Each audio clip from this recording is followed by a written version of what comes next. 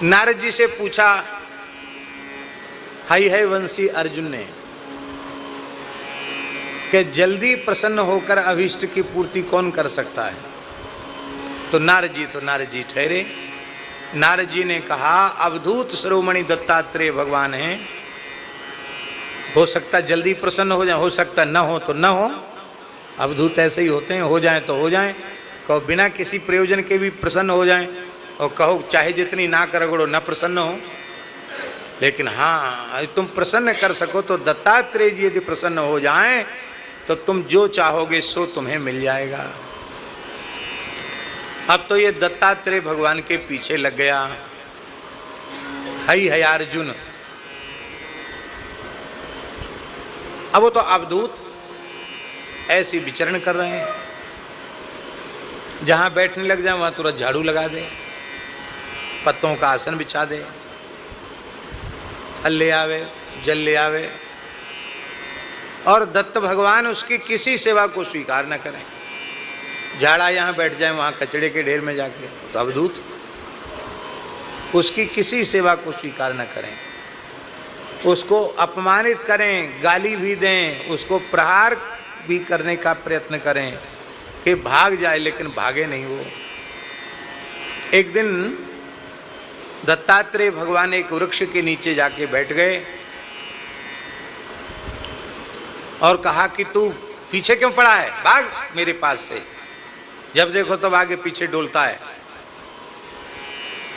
तो हाथ जोड़कर अर्जुन ने कहा कि प्रभु मेरा प्रयोजन तो केवल आपके चरण कमलों की सेवा है। अच्छा बड़ा सेवक बनता है, तेरे दोनों हाथ व्यर्थ हो जाएं। इतना कहती उसके दोनों हाथ ऐसे हो गए, टोंटा हो गया, हाथों से कुछ न कर सके। अब हाथ से ही तो सेवा की जाएगी, हाथ से कुछ न कर सके तो कोई कैसे क्या करेगा। बेचारा टोटा हो गया, फिर भी पीछा नहीं छोड़ा, फिर भी साथ ही साथ लगा। टोटा हूं तो क्या कुछ तो कर सकता हूं, लोट लोट करके झाड़ू लगा दे। एक दिन दत्तात्रेय भगवान ने इसकी परीक्षा ली। है बड़ा सेवक बनता है, अब तक तेरी किसी सेवा को मैंने स्वीकार नहीं किया, आज मैं तेरी सेवा स्वीकार करता हूं। मुझे प्यास लगी है, सुंदर शीतल जल भर के ला। अब ना तो पात्र और हाथ तो निष्क्रिय हो गए, कैसे उठा के लावे। इसने कहा जो आ गया। दौड़ा दौड़ा एक गांव में गया, कुम्हार के घर गया, बोले हमारे भगवान भूख प्यासे हैं, आप कृपा करके एक घड़ा हमको दे दो, जल भर के हमारे गले में बांध दो, हम गुरु जी को पिलाएंगे। बोलो भक्तवत्सल भगवान ने अपने गर्दन में घड़े को लटका के लाया और दत्त भगवान के सामने रख दिया। दत्त भगवान ने उठाया, पूरा घड़ा पी गए जल। बोले मैं प्रसन्न हूं तेरी सेवा से, अब 500 हाथ तेरे इधर हो जाएंगे, 500 हाथ इधर हो जाएंगे, 1000 भुजाएं तेरी हो जाएंगी।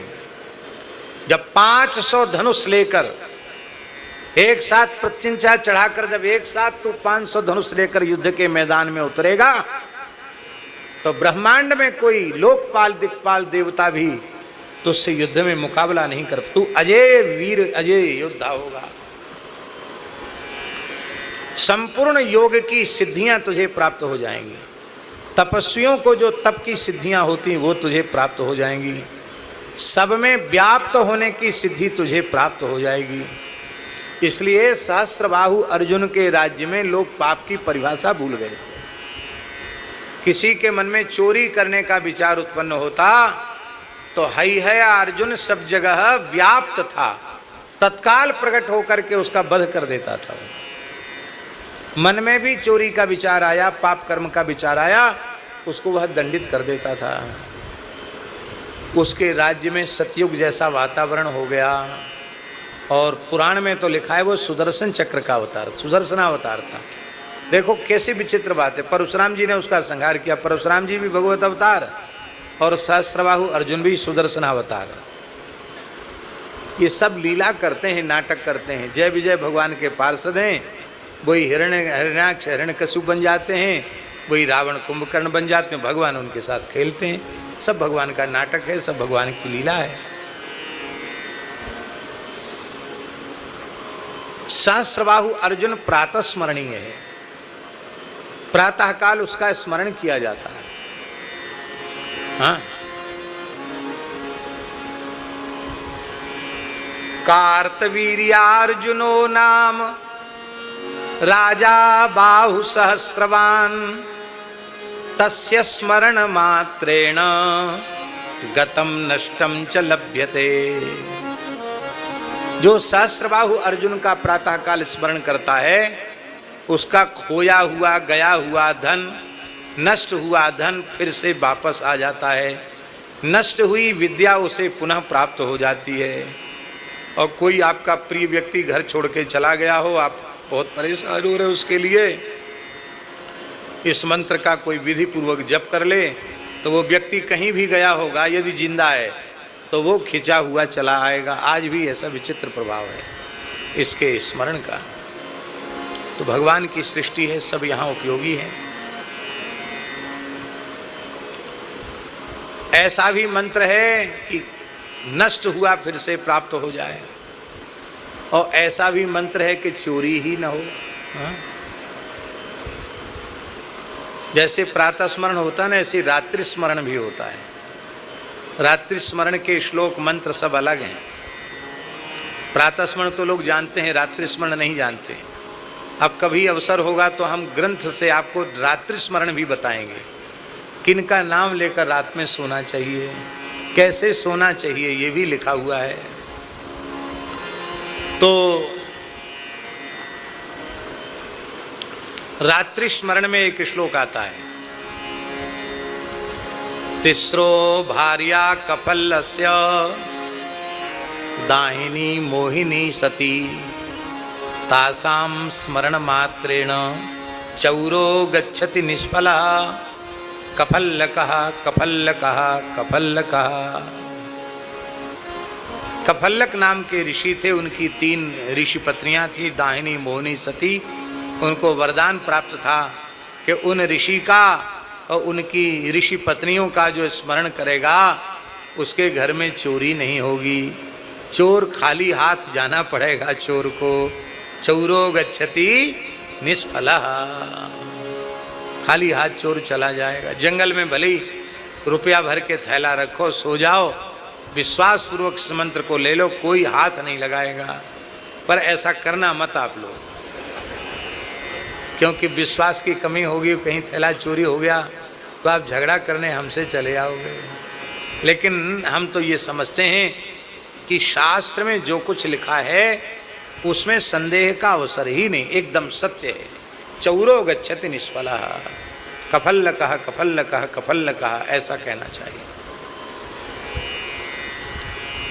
सोते समय सिर की ओर पूर्ण घट जल भर कर रखना चाहिए। एक घड़ा जल, पूर्ण घट जल भर के रखना चाहिए। बड़ा पवित्र, बड़ा शुभ होता है।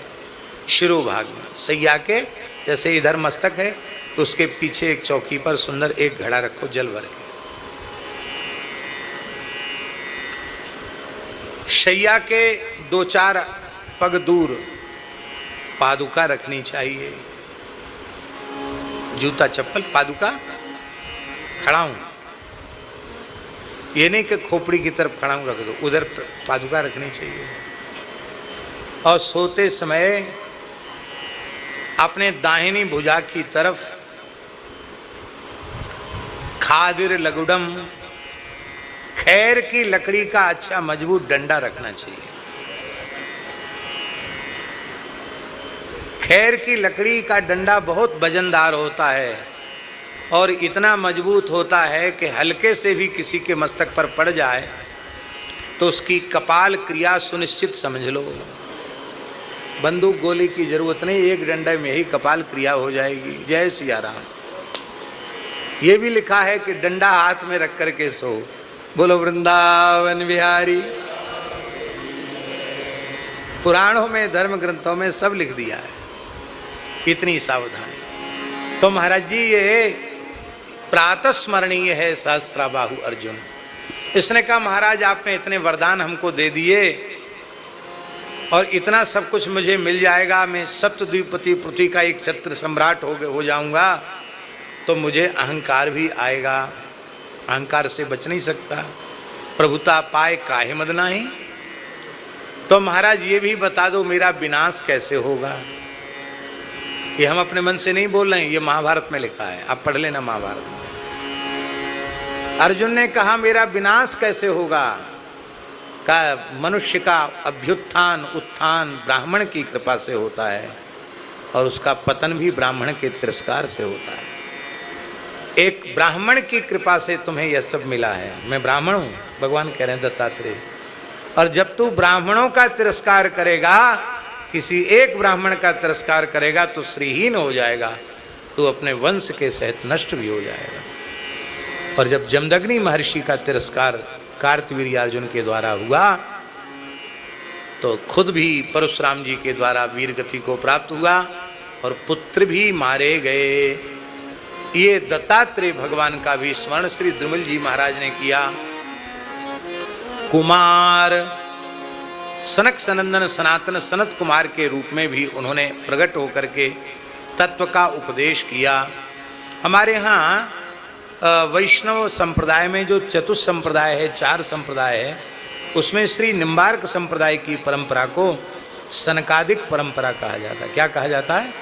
सनकादिक परंपरा। इसके प्रधान आचार्य श्री सनकादिक भगवान हैं, तो ये भी परंपरा है।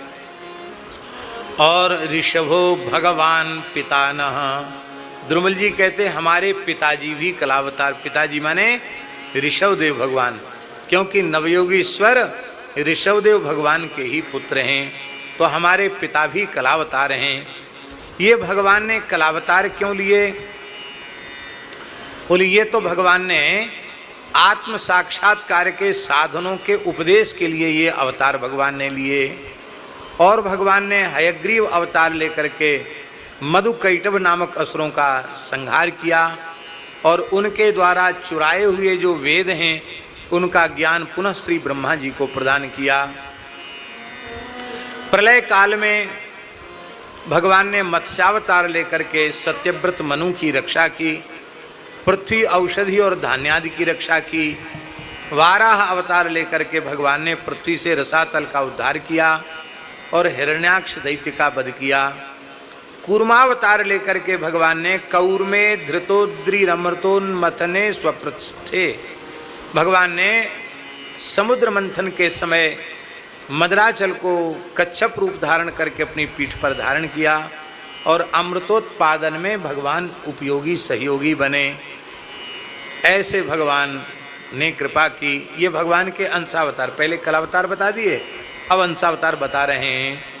और ग्राहात प्रपन्नम अभिराज मुंचदार्तम, ग्राहात प्रपन्नम इवराजम, इवराज माने गजराज, इव माने हाथी होता है। इवराजम प्रपन्नम इवराजम ग्राहात आर्तम प्रपन्नम अभिराजम ग्राहात अमुंचत। आर्त शरणागत गजराज भक्त को भगवान ने ग्राह के संकट से मुक्त किया। गजेंद्र मोक्ष की जो स्तुति है वो इतनी चमत्कारी है कि चाहे जैसा असाध्य संकट हो, श्रद्धा पूर्वक गजेंद्र मोक्ष के आप पाठ करने लग जाइए, आपके संकट की तत्काल निवृत्ति होगी। आप करके देख लो। और उसका सबसे बड़ा प्रभाव तो ये है कि जो व्यक्ति नित्य गजेंद्र मोक्ष का पाठ करता है उसको मृत्यु के क्षण में भगवान की याद अवश्य आएगी, इसमें संदेह नहीं। बहुत से लोग नित्य पाठ करते, दीनबंधु दास भी नित्य पाठ करते। जब से हमने इनको कहा, कितने वर्ष हो गए, 10-11 साल से करते हैं। छोटे स्तोत्र है, याद कर लो तो सोते सोते भी एक बार पाठ किया जा सकता है। ऐसी प्रसिद्धि है कि हाथों कष्ट में कहा गजेंद्र ने, री कहने के पहले पहले भगवान ने प्रकट होकर रक्षा कर ली। हरि हा कष्ट से मैं कहा, और री कहने के पहले पहले भगवान ने प्रकट होकर के गजेंद्र भक्ति की रक्षा कर ली।